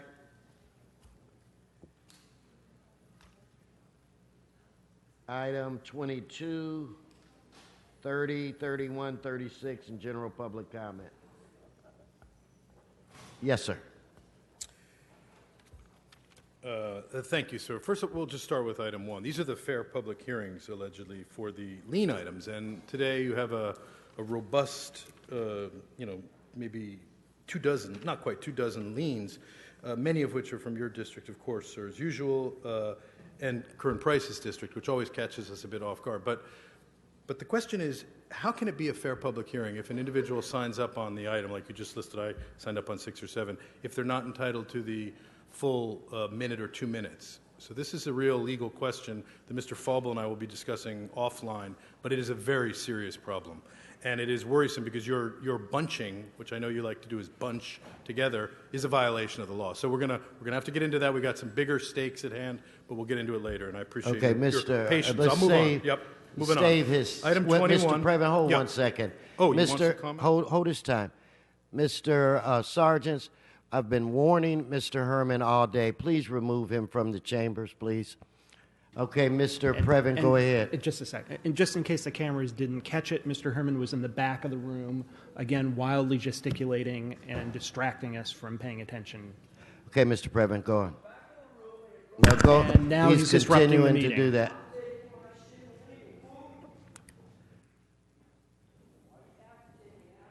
And he's continuing to shout. Is the camera... Just go ahead, Sergeant. Show him the And he's exit. shouting as he leaves.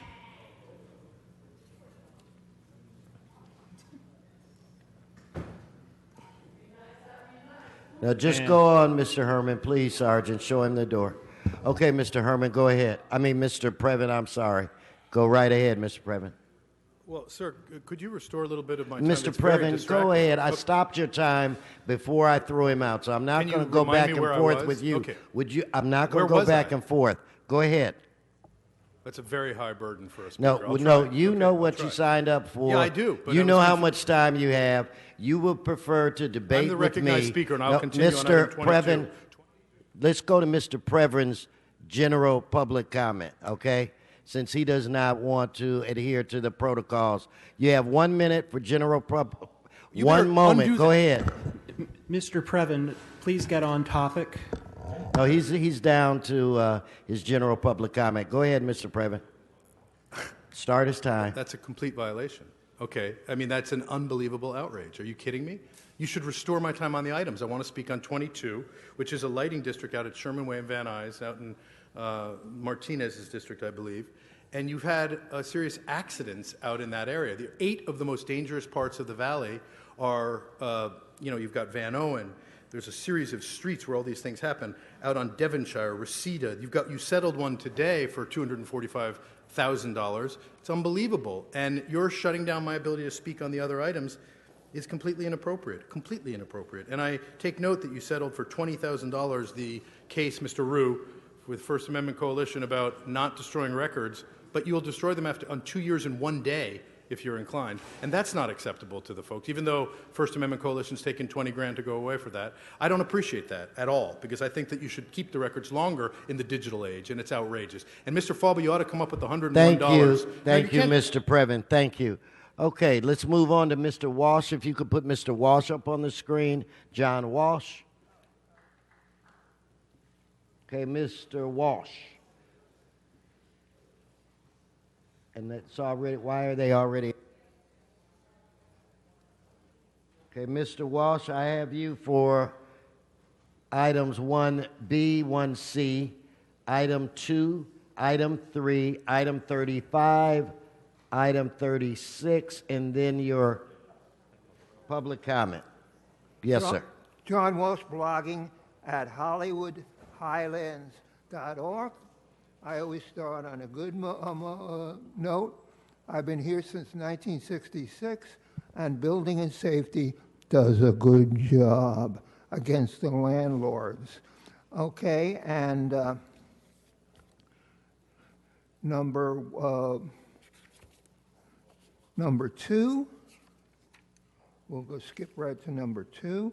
This is these are improvements and maintenances of lighting districts. Again, when we had those carbon arc lights, all I ever did was complain about them. That was during Bradley's era. Now you got good lights. You're doing a good job. Oh, number 7, number 8, number 9, Brown Act violation. That's for other white people to pull that crap. Okay, now number 35, number 23.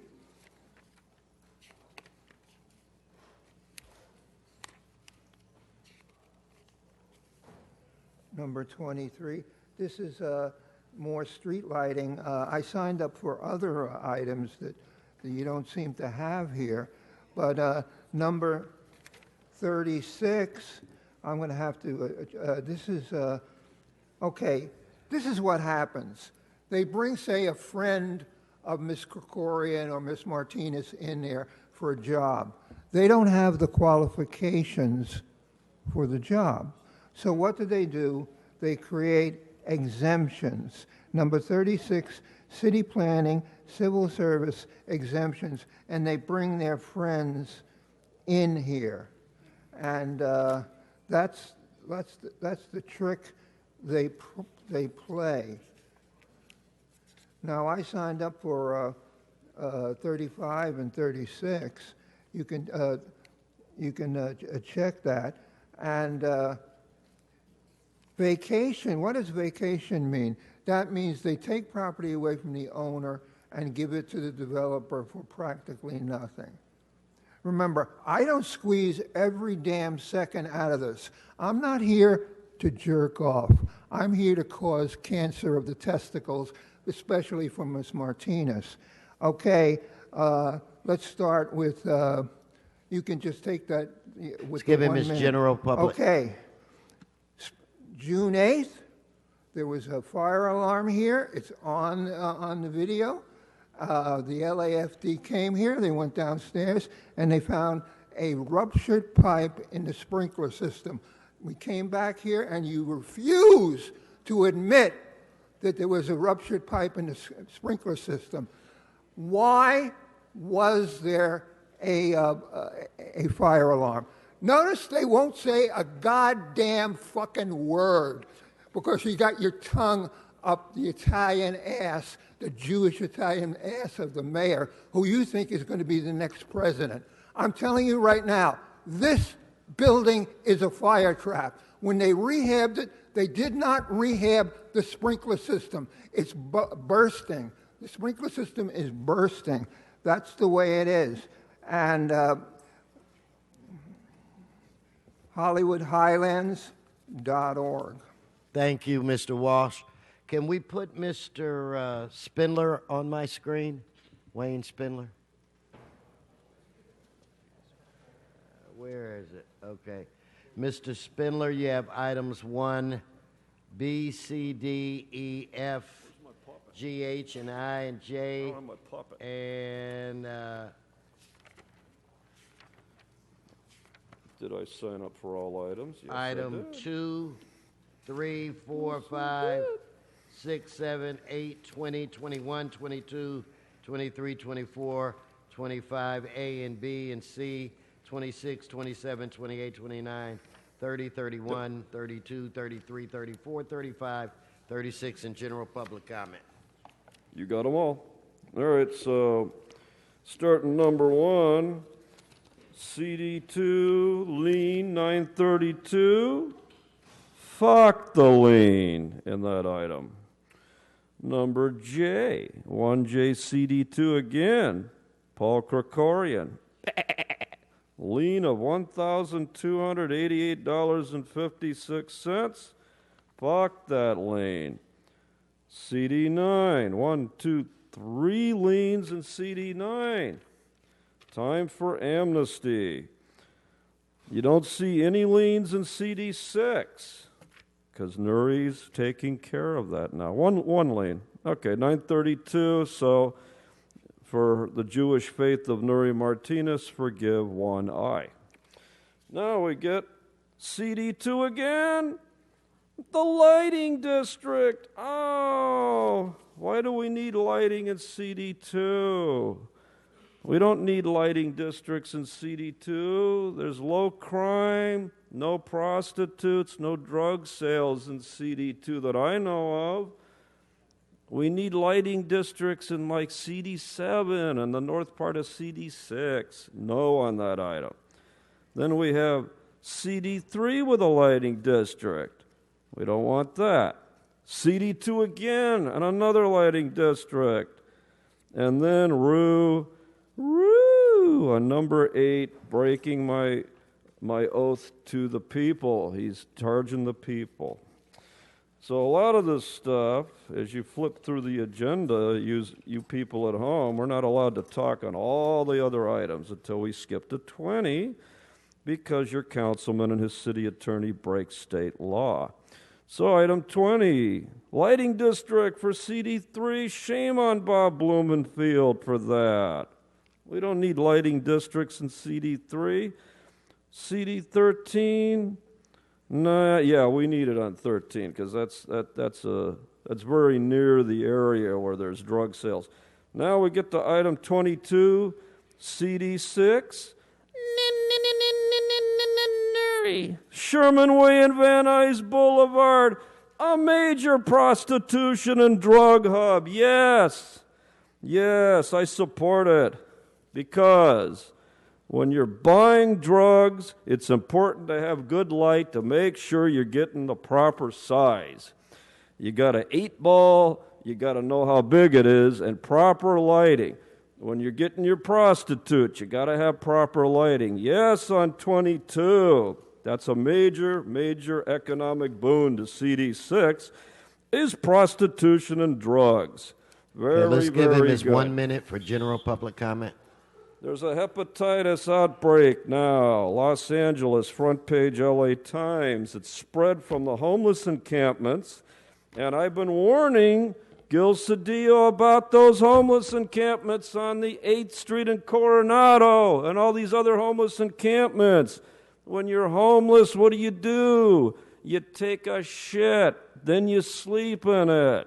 Then you have drug needles. Next thing, hepatitis A. We already have it hitting LA County because you won't clean the homeless encampments up and you will not do your job. Now we're all going to get these diseases. The city is near bankruptcy. Sewer backups, 2 cases, $2 million it costs the city. The goddamn plumbing in the basement of this building is ruined. It's blowing up.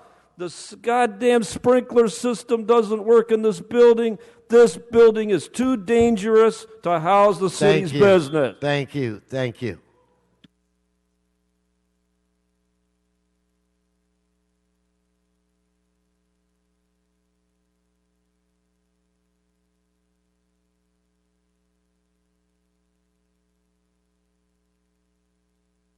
Our next speaker is Leah Memsick.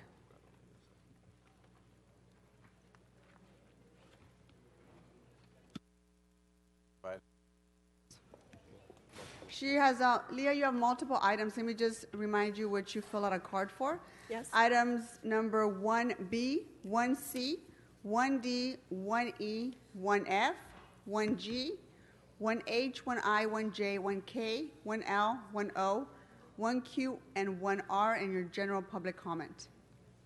Hi. City Council members, today is 5 years to the day, September 20th, 2017. is 5 years to the day that I learned from city employees that there's something terribly wrong in the city of Los Angeles. All right. And no one could ever get help from this chain of command. I want you to know, within the first 2 weeks, I was told by no fewer than 24 people that there was a problem with equal justice under law. And it Madam wasn't there. President, the speaker is The not reason on why topic. I'm on public comment, Ma'am, I'm going to remind you, the items I read off to you were the items you filled out.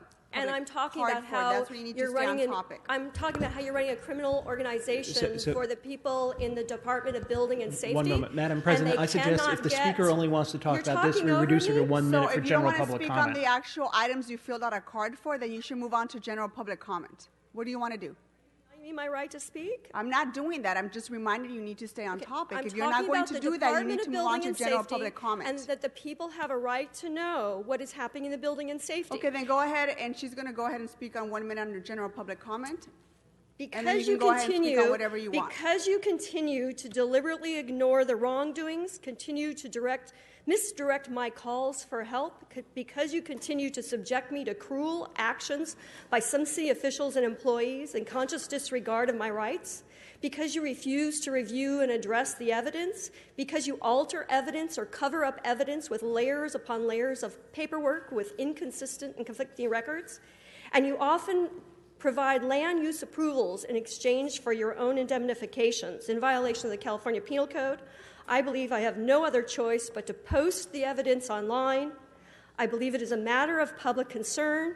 You have deliberately violated every right that I have, and you've caused me unconscionable harm, and you've caused me to lose my business, you've caused me to lose my property, and you do this. And you do nothing. Thank you, Mr. Koretz, for you at least being present to my conversation.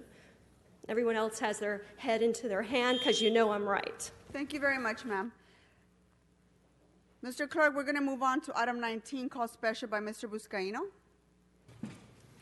Thank you, Madam President. This is an exciting item, which we also heard in T3 just yesterday, colleagues. Item number 19 will add some efficiencies in using the data portal in partnership with GE to bring efficiencies to our port complex. Here before us, colleagues, is Mr. Gene Soroka, America's Port Director. And Gene, I'll turn it over to you for a brief presentation on why this is important for our port and important for this great partnership with GE. Welcome, sir. Thank you, Councilman. Madam President, members of council, good morning. When I first came onto this job about 3 years ago, we were witnessing epic levels of congestion, a financial downturn in our industry, and dislocations throughout the supply chain. We then began to embark on bringing stakeholders together to find out how we could take a leadership role in this area that is so important to our city, region, and nation. With that, we formulated a partnership with the Department of Homeland Security and Customs Border Patrol to see if we could share information among stakeholders in the supply chain. This was thought through with more than 100 public meetings here in Los Angeles and Southern California, and the call to duty of no less than 4 federal committees with the Departments of Transportation, Commerce, and the Federal Maritime Commission. We then found a great partner in General Electric Transportation, who had the ability to bring all of the data points together within the supply chain and share it through one pane of glass. With that, we will ask you here today to support the recommendations of the Board of Harbor Commissioners in moving forward with a 5-year plan for revenue sharing with General Electric. This particular information sharing system is backed by a $1 billion cloud-based operating platform called Predix that GE brings to the city of Los Angeles. And with that, as we go out to our supply chain stakeholders, we'll have the ability to share revenue that's generated with GE. This is the first ever system in port and supply chain management that will have end-to-end visibility, predictive analytics, and bolt-on applications to help better our performance from an efficiency standpoint. I have just a brief video here with me today from our lead executive of General Electric. But before that starts, last year in 2016, we employed some of the objectives of efficiencies that GE and I have created. And not only did we grow our port's business by 10%, but on a per shipment basis, we reduced diesel particulate matter by 40%, nitrogen oxide by 25%, sulfur oxides by 30%, and greenhouse gases also by 30%. So these efficiency models also work with respect to what we are trying to do from an environmental stewardship standpoint. And in addition to the efficiencies created from this model, we'll also have a return on the investment that the Port and Harbor Department are making with simple adjustments in how we move our cargo and share information with our partners. And if we could start the video. Yeah. Thank you. Hello, I'm Jennifer Schopfer with GE Transportation. Thank you for asking me to join you today. I wish I could be there in person. I want to spend a little bit of time talking about the pilot that we did with the Port of Los Angeles. The pilot itself kicked off in November of last year, and the scope of the pilot was 2 vessel operators, 1 terminal operator, 10 BCOs, and 3 chassis providers. The goal of the pilot itself was to prove that the tool, since it's a first of its kind, would be useful and valuable to the end users, but also to collect user feedback in order for us to improve it as we move forward. Overall, the results of the pilot were overwhelmingly positive. Over 90% of our users thought that the portal itself both was attractive and easy to use and added value to their daily operations. A few examples of that. Today, chassis providers have to look at multiple screens to see the information they need to do proper equipment planning, to know the number of chassis they need of certain sizes. Another example, a trucker has to log into multiple websites in order to know where to drop an empty container, who's accepting those empties. Today, they can do it now with our solution in one single place. That's going to lead to productivity improvements across the port, and we're really excited to partner with you all on this journey. As we look forward towards the rest of this year and into next, it's our goal to onboard the rest of the Port of Los Angeles data. That's really where our focus will be through the end of the year. As we get into next year, we'll focus on also building out new features, and we collected that feedback through our user survey coming off of our pilot. And then finally, by 2019, it's our goal to have the Port of Los Angeles fully operational on the portal. In closing, GE Transportation has greatly enjoyed the partnership with the Port of Los Angeles to build this information portal. We look forward to the future in working together with both the Port and City of LA. Thank you. In closing, it is my goal to make sure that we do it right here at the Port of Los Angeles, but we have other ports nationwide and internationally that want to join us on this brand new information system, again, the first of its kind. And with this agreement, we will have the ability to earn licensing fees should we go outside the city of LA. Again, a first for our industry. So I appreciate your time and your consideration this morning. Mr. Buscaino. Thank you, Madam President. This is exciting, forward-thinking, innovative. This is our port director in partnership with the ambassador and her colleagues on the commission, and now newly appointed Commissioner Lucia Moreno Linares.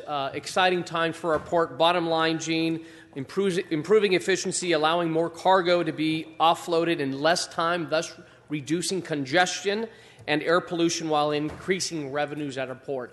And like you mentioned, when we increase revenues at the port, those dollars get back into our community. So when the port succeeds, our communities thrive. Thank you, thank you, thank you. Win-win for all. This is why you are America's Port Director. Thank you, Gene, for your leadership. I ask for an aye vote on this, Madam President. Thank you, Mr. Buscaino, and your enthusiasm. It's refreshing. I'm very, very excited for you. Let's go ahead, members. Let's open the roll, close the roll, and tabulate the vote. 13 ayes. Item passes. Thank you very much for being here. Thank you very much.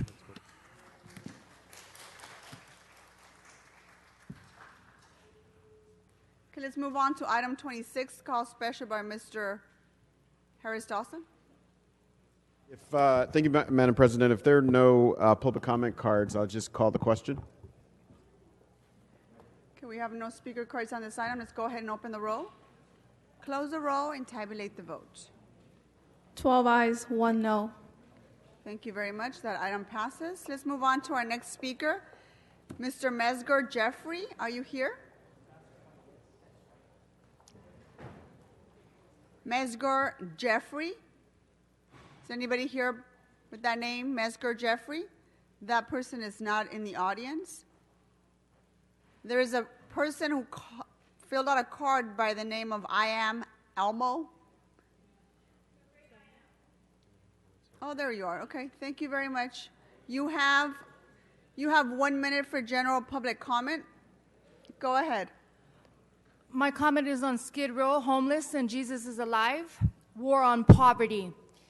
For the record, I am the Alpha and the Omega, the beginning and the end, the first and the last and everything, the creator and judge over Los Angeles, California, and the universe. I have come to send judgment on Los Angeles, California, because no repentance at the anniversary of 9/11, 2001. For many years, this is the 7th year of Jubilee, Holy Shemitah, which is release or judgment. Let Jesus have her way today. I've been trying to reach Eric Garcetti. The city is in a state of emergency as of September the 23rd. Let God arise and let my enemies scatter with all the fraud leadership that are liars. For it is written, Luke 4:18-21, on the authority of God's power and all world power. For the Spirit of the Lord is upon me, because he has anointed me to preach the gospel to the poor. Thank you very much. Ma'am, your time is up. Sergeants, can you please escort our The speaker is guest speaker to her disrupting the seat? meeting, refusing to stop. There is a 1 minute limit for public comment. Thank you very much, ma'am.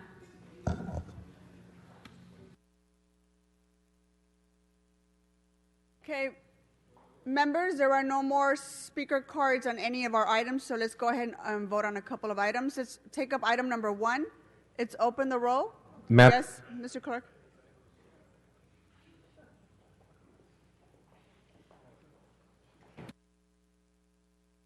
Madam President, before doing so, there's been a request from the department to continue item 1D to October 20th. Without objection, that will be the order. What's next? Very good. Remaining on item 1 are items 1B, 1E, 1F, 1G, 1Q, and 1R. Okay, very well. So let's go ahead and vote on the remaining balance on item number 1. Let's open the roll, close the roll, and tabulate the votes. 13 ayes. Thank you, Mr. Clerk. I'm sorry about that. Let's go ahead and vote on items 2 through 8. Let's open the roll, close the roll, and tabulate the votes. 13 ayes.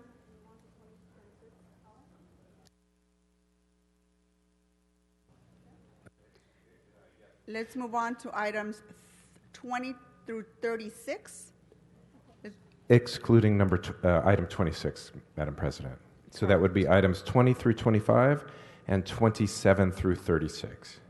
Thank you for that. Let's go ahead and open the roll, close the roll, tabulate the vote. 13 ayes.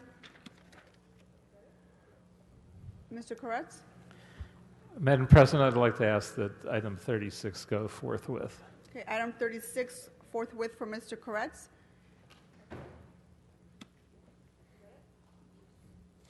Madam President, Council has motions for posting and referral. Posted and referred. The desk is clear. Thank you. Members, are there any announcements? Mr. Harris-Delson, do you have an announcement? Let's all rise for adjourning motions.